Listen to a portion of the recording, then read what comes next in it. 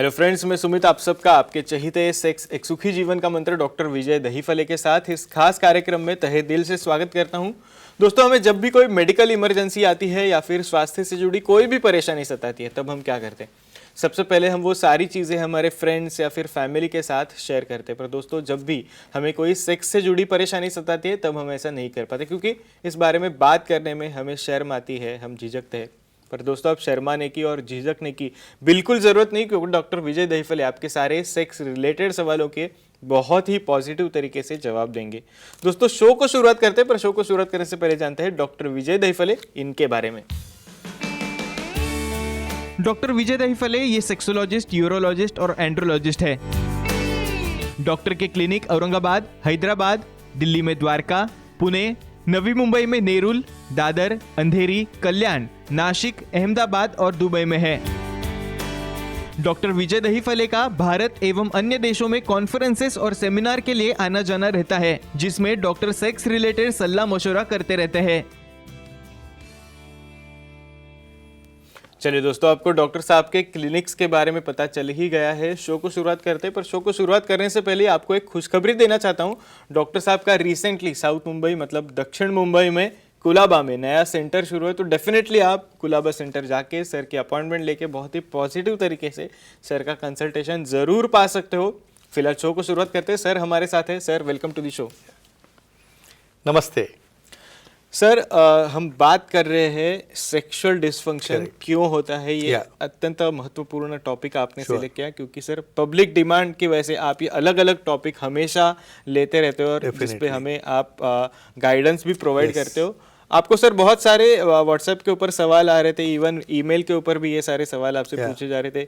हम ये जो वीडियोस जब सोशल मीडिया पे, फेसबुक पे, यूट्यूब पे जब भी पोस्ट करते तो उसके ऊपर भी ये सारे बहुत अहम सवाल आते हैं। तो इसीलिए आपने सेक्सुअल डिसफंक्शन क्यों होता है ये एक बहुत ही इंपॉर्टेंट टॉपिक से लेके आए। तो सर, क्वेश्चन आपसे पूछना चाहूंगा सर, जैसे ही अभी हमने इंट्रोडक्शन में बताया, जब भी सेक्सुअल डिसफंक्शन होता है तब बात करने में लोग शर्माते हैं, झिझकते हैं और ओवर द काउंटर जाके कोई भी दवाई खरीद के वो ले लेते। तो सर, ये सेक्सुअल डिसफंक्शन पे ओवर द काउंटर जो मेडिसिन अवेलेबल होते हैं उनके कैसे साइड इफेक्ट्स होते हैं, प्लीज उसके बारे में बताइए। करेक्ट सुमित, यहाँ पे जो हमारी सीरीज चल रही है सेक्स एजुकेशन, सेक्सुअल अवेयरनेस और सेक्सुअल सेफ्टी, इसके अंतर्गत हम अलग अलग बहुत इंपॉर्टेंट टॉपिक ले रहे हैं।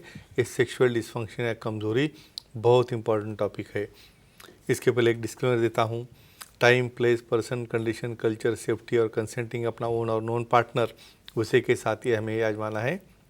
क्या होता है बहुत बार सुमित जी, बिना डॉक्टर को दिखाए चलो काउंटर पे गया और मेडिसिन ले लिया। कोई सर्दी का मेडिसिन लेता है, कोई खांसी का लेता है, कुछ एंटी एलर्जिक है या कुछ एंटी हिस्टामिनिक है। क्या होता है ऐसे मेडिसिन से? बहुत बार एक दूसरे के ऊपर साइड इफेक्ट होता है। वहाँ पे इजैकुलेशन या वहाँ पे जो वीर्य स्खलन हो रहा है वो बराबर नहीं होता है। या एंटी एलर्जिक या जो सर्दी खांसी के मेडिसिन है उसकी वजह से भी वहाँ पे कमजोरी आना, इजैकुलेशन में प्रॉब्लम आना, और बहुत बार उसको कोई अंडरलाइंग पहले कुछ बीमारी हो, डायबिटीज़ हो, बीपी हो और कुछ हो, तो उसकी वजह से वहाँ पे बीपी ड्रॉप होना या बहुत बार चेस्ट पेन होना, ऐसा भी हो सकता है। तो कतई ऐसे काउंटर सेल के मेडिसिन लेके खुद के ऊपर साइड इफेक्ट करवा मत ले, और सेक्सोलॉजिस्ट, यूरोलॉजिस्ट और एंड्रोलॉजिस्ट को दिखा के ही उसका निदान करके उसकी आगे ट्रीटमेंट हो ले सकते हैं। डेफिनेटली सर, जैसे भी अभी आपने बताया कि इवन कफ कोल्ड के मेडिसिन का भी इफेक्ट हो सकता है। तो सर, बहुत सारे जन एक एंटी डिप्रेसेंट दवाई भी कभी कभी लेते हैं, तो उसका सेक्सुअल डिसफंक्शन पे क्या इफेक्ट होता है, प्लीज उसके बारे में बताइए। करेक्ट, बहुत बार क्या होता है हमारे पास डिप्रेशन है, सिजोफ्रेनिया है, मैनिया है, ऐसे काफ़ी चीज़ों के लिए कुछ एक्साइटेशन के, मूड एलिवेशन के या कुछ डिप्रेस करने के समझो कुछ मेडिसिन रहते हैं। क्या होता है, हमारा प्री फ्रंटल कॉर्टेक्स जो ब्रेन का है वो रिस्पॉन्सिबल है एक्साइटेशन के लिए या सेक्स की एक्टिविटी करने के लिए। तो ये एंटी डिप्रेसेंट ड्रग वो एक्शन उसकी डाउन करते हैं और इनडायरेक्टली वहाँ पे सेक्सुअल डिसफंक्शन होता है। तो सेक्सोलॉजिस्ट, यूरोलॉजिस्ट, एंड्रोलॉजिस्ट से मिलकर उसमें कुछ चेंज करे या बहुत अच्छे मेडिसिन अवेलेबल है, उसमें हम उसे ट्रीटमेंट शुरू करके ये डिसफंक्शन कम कर सकते हैं और वो सेक्सुअल लाइफ एंजॉय कर सकते हैं। डेफिनेटली सर, हम एक बहुत ही अहम टॉपिक पे चर्चा कर रहे हैं, सेक्सुअल डिसफंक्शन क्यों होता है। पर सर, एक दर्शक का कॉल आया है, क्या हम वो ले लें? डेफिनेटली। श्याम जी हमारे साथ जुड़ गए नागपुर से। सर, आपका सवाल पूछे, आपका फोन कनेक्ट हुआ है। हेलो, बोलिए। हाँ बोलो सर। कमजोरी के ट्रीटमेंट के लिए फेनिल स्प्लिंट का क्या रोल होता है? Okay okay. एक्सेलेंट। अपने दर्शक काफ़ी वेल रेड है जी। बहुत बार कुछ फ्रैक्चर हो गया तो हम कुछ स्प्लिंट लगाते हैं, उसी तरह पेनाइल स्प्लिंट भी रहते हैं। क्या रहते हैं पेनाइल स्प्लिंट है? यानी जिसको होल्ड ही नहीं हो रहा है, इरेक्ट ही नहीं हो रहा है और जिसे मेडिसिन नहीं लेना या मेडिसिन के साइड इफेक्ट है, तो उसने क्या करना, तो एक स्प्लिंट ऐसा आता है जो सामने वाले ग्लांस के ऊपर एक रिंग रहती है और पीछे बेस में एक रिंग रहती है, तो दोनों को कनेक्ट करने वाला एक जॉइंट रहता है और उसके ऊपर सॉफ्ट मटेरियल रहता है। तो ये स्प्लिंट क्या करेगा, वहाँ पे पार्शियल भी इरेक्शन होगा तो उसको होल्ड करेगा और उसको इतना सेफली बनाया रहता है, जब वो एक्टिविटी करेगा उस वक्त पार्टनर को भी कोई दिक्कत नहीं आती। तो ये रहता है पेनाइल स्प्लिंट और काम में आता है उनके डिस्फंक्शन में, जिसे मेडिसिन का कोई साइड इफेक्ट हो या जिसे मेडिसिन नहीं लेना है, तो ये स्प्लिंट भी काफ़ी अच्छे काम में आते हैं, लेकिन क्वालिटी वाला और जो सेक्सोलॉजिस्ट एंड्रोलॉजिस्ट यूरोलॉजिस्ट उसको एडवाइस करे वही स्प्लिंट उन्होंने लेना चाहिए। डेफिनेटली सर, वापस एक बार क्वेश्चन आंसर्स के ऊपर आते हैं। सर हम बात कर रहे थे सेक्सुअल डिसफंक्शन क्यों होता है इसके बारे में, तो सर सेक्सुअल डिसफंक्शन पे एंटी हाइपरटेंसिव मेडिसिन का क्या असर होता है, प्लीज उसके बारे में थोड़ा मार्गदर्शन कीजिए। देखो यहाँ पे इरेक्शन कब होता है, क्या प्रोसेस है इसकी, जब समझो नाइट्रिक ऑक्साइड रिलीज होता है तो हमारी सैक जो है कार्पोरा की उसके अंदर ब्लड जमा होता है और वहाँ जमा होकर वहाँ पे होल्ड होना चाहिए। जब ये एंटी हाइपरटेंसिव चालू होती है तो क्या है, डेफिनेटली प्रेशर कम होने की वजह से उसका फ्लो कम हो गया। बहुत बार डायूरेटिक्स देते हैं, डायूरेटिक देने से क्या होता है, बार बार यूरिन आना, ब्लैडर फुल होना और उसका इंडिरेक्टली इसके ऊपर इफेक्ट होता है। कुछ अल्फा रिसेप्टर ब्लॉकर्स या कुछ अलग अलग वैरायटी के ये रहते हैं, तो ऐसे केसेस में सेक्सोलॉजिस्ट यूरोलॉजिस्ट एंडोलॉजिस्ट का दिखा के उसके डोजेस कम करना।